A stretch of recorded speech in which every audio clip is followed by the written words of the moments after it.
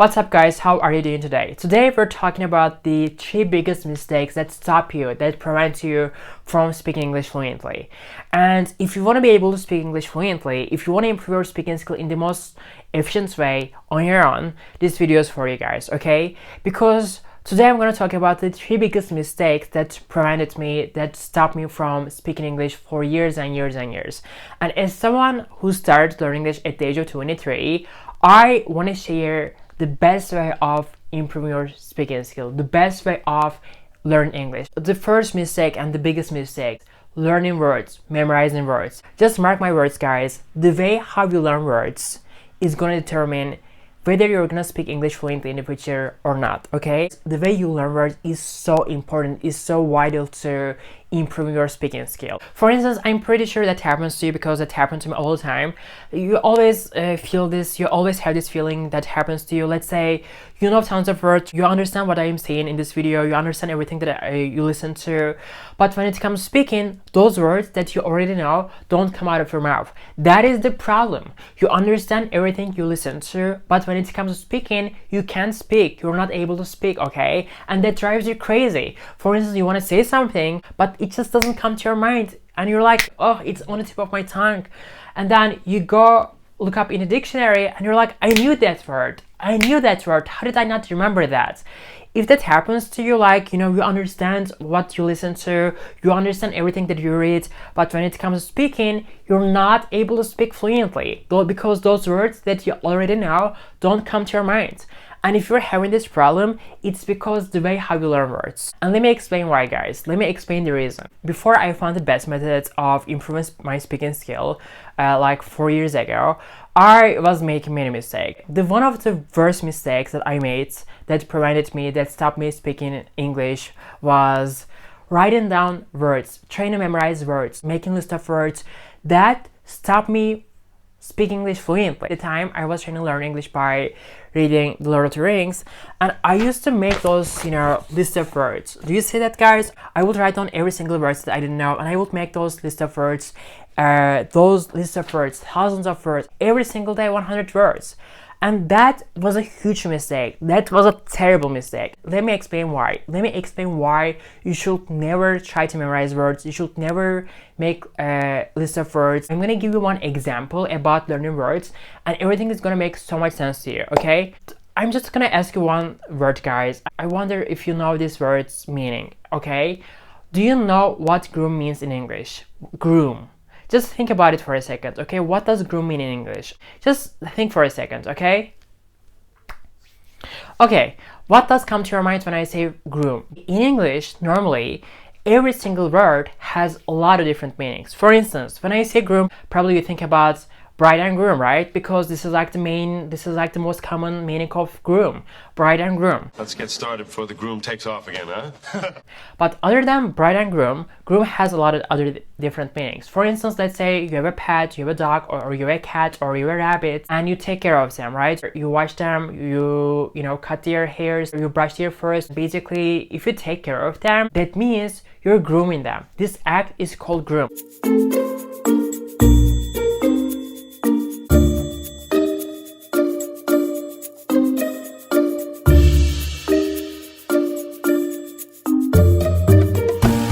Or let's say a guy who works in a stable that is responsible for taking care of race horses is called groom. Basically, groom means if you take care of an animal like a pet or something, that means you're grooming them. Or another meaning. For instance, let's say you're growing out a mustache, and this is called groom. You want this mustache to look good and neat and very tidy. So basically you brush your mustache or take care of your mustache for a very long time, and this act is called groom. Ah, love the stash. There's a lot less face to worry about. Unless he shaves. Are you kidding? Those handlebars? No, that's years of grooming. True. If you take care of yourself, if you're trying to look neat, if you take care of your appearance, if you want to look good in terms of appearance, that means you groom yourself. Well, I could cut it. Really? Do you do that? Yeah, I do. Oh, of course, I learned it at my aunt's dog grooming shop, but hey, what do you say? Dog grooming, huh? Okay, just don't make my tail too poofy. You have really great hair. For instance, another meaning. Let's say you work in an office and your boss is preparing you. Your boss is training you for a very specific, very special position. And in the future, you hope to get promotion and get to that, very special position. And basically, your boss is training you. Your boss is sharing his or her experiences with you. This is what we can call your boss is grooming you. The vice president has a point. I'm not 100% sold on Russo. Do we really want to go with someone this untested? Frank? We're grooming him, sir. Another meaning of groom is we see this expression in sexual abuse, Let's say in relationships, if someone's manipulating someone and sexually abuse them, that means they're grooming them, okay? We talk about at least like 5 to 6 different meanings of groom in like a unit here. And there is 2 problems here, guys. The first problem is, in English, almost every single word has a lot of different meanings, okay? For instance, we talk about only groom, but we've seen at least 5 to 6 different meanings of this one single word.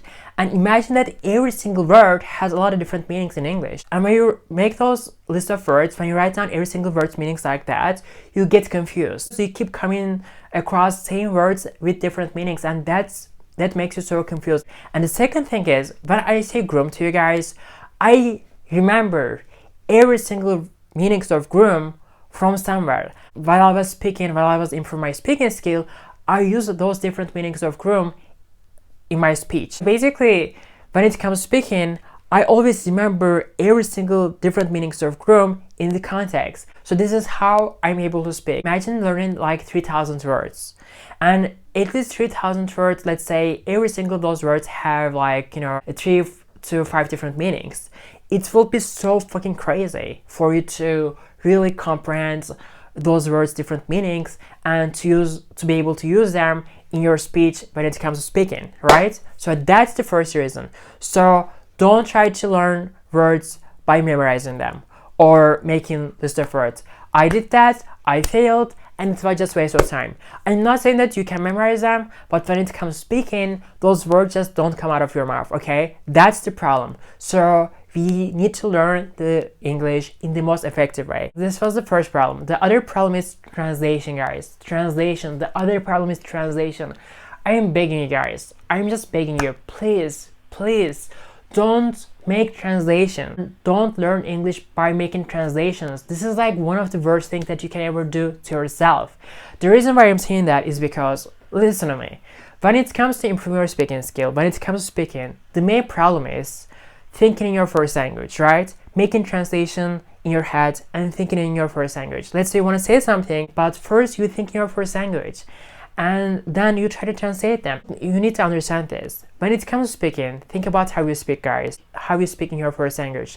When you speak in your first language, there is no thinking process, right? You don't even think what you're gonna say. Those words just come out of your mouth. There is no thinking process. The moment you start to translate things in your head, the moment you start thinking your first language in your head, you start to stutter because there is this thinking process, and you're like, all of a sudden you find yourself in this situation where you translate things, you think your first language, and the moment you want to speak, you can't speak. You start to stutter. This is because you think your first language. Our goal is to, in order to improve our speaking skill, in order to speak English fluently, in order to become fluent in English, we need to get rid of the thinking process. When you try to learn English making translations, instead of getting rid of this thinking process, you just force yourself to make more and more translations. You force yourself to think in your first language more and more.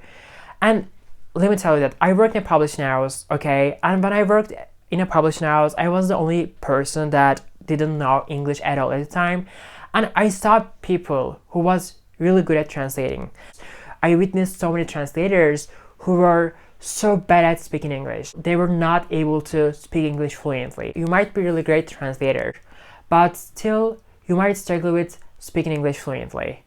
Or you might speak in English fluently, but still you might not be able to make translations at all. Making translation has nothing to do with speaking English fluently. I just wanted to keep this in mind because at the time I always thought that, oh yeah, making translations I can improve my English, you know, this is how I can learn English. For instance, The Book Thief and The Kitap Hırsızı.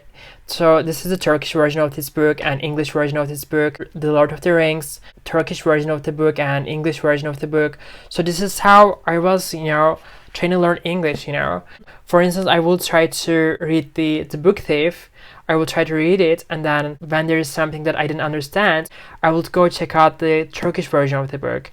But that was not a good way of improving my English. This was like a waste of time. And if you're trying to learn English with this method, like making translations, like, you know, checking out the lines that is in your first language and then checking out the lines in English, if this is how you're trying to learn English, you're making a mistake, okay? By making translation, you're mastering your first language. Because when you try to make translations, you think in your first language, you try to find the correct expressions, the right words in your first language. You should forget about your first language, so you should forget about making translations. Always keep this in mind. Good translators are the ones who are so good at their first language. Always remember that. The other thing is, the other mistake that I made at the time was grammar. Don't try to learn English by learning grammar. Learning grammar is not only a waste of time, but at the same time, grammar stops you from speaking English fluently. Let me tell you this so you can understand better. Think about your childhood. Think about your childhood, how you learned your first language. When you were 5 years old, 6 years old, 4 years old, I don't know, like you were speaking your first language, right? Nobody taught you grammar rules. Nobody taught you grammar rules so that you can speak your first language, right? You didn't learn your first language by learning grammar rules, right? If you try to learn English by learning grammar, let me tell you what's gonna happen. Let's say you think about, like, you know, I'm gonna go, I will go, or I'm doing this, or I'm gonna do that, or I will do that. Have you seen him or did you see him? Should I say have you seen him or did you see him? Should I say I'm filming this video or I filmed this video? Which tense am I gonna use? And you think about all those rules, you stop yourself, you prevent yourself from speaking English fluently. Because the moment you try to speak English fluently, all of a sudden you find yourself in this situation where you think about all those rules. Your brain is thinking about all those rules, you know, which tense should I use? Basically, forget about grammar. And if you analyze my videos, you can find many grammar mistakes. I mean, I'm not making as much as grammar mistakes as I used to, like 4 years ago, obviously, but I still keep making grammar mistakes. And that's okay, because over time, as time goes on, I'm gonna start making less and less grammar mistakes. And even native speakers make grammar mistakes. So forget about grammar, because grammar is gonna stop you from speaking English fluently, okay? Never forget that. So those are the mistakes that I made, and those are the mistakes that prevented me from speaking English fluently, from learning English basically. If you're trying to learn English by memorizing words or making translations, or, you know, trying to learn grammar, trying to learn every single grammar rules, I'm telling you, you're just not improving your English in the best way possible, in the most efficient way. If you're asking me, Dan Arsen, what do you recommend? Like, how do we need to learn words? How do we need to improve our vocabulary, expand our vocabulary? If you're asking this question, go watch this video where I give you 6 months English study program, and you can see how to learn words in the most effective way. You know, how to learn words while you're improving your speaking skill. You can go watch this video. I'll put it in the description box. And yeah, that's all for today, guys, and I'll see you in the next video. Okay, bye.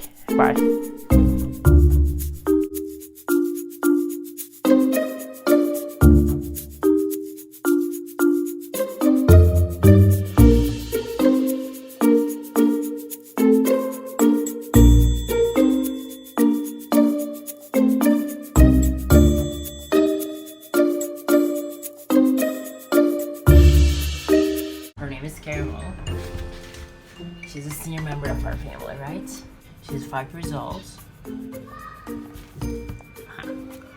Sometimes you sound so scary.